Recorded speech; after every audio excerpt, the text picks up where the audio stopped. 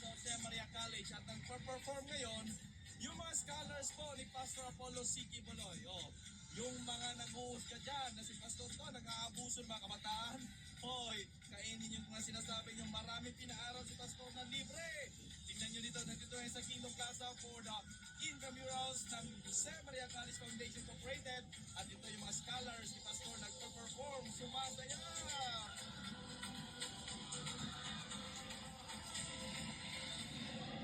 Ayan po yung mga scholars si Pastor. Thousands po yun sila. Yan, mga grade schoolers po yan. Ayan, intramurals po. Mga gift of education program ni Pastor Apollo C. Kibuloy. Now, without any Ayan further po, delay, ayan. let's begin the much anticipated Cheerleaders Competition. Ayan, nasa cheer dance po tayo. Pero yan, napakasaya po dito.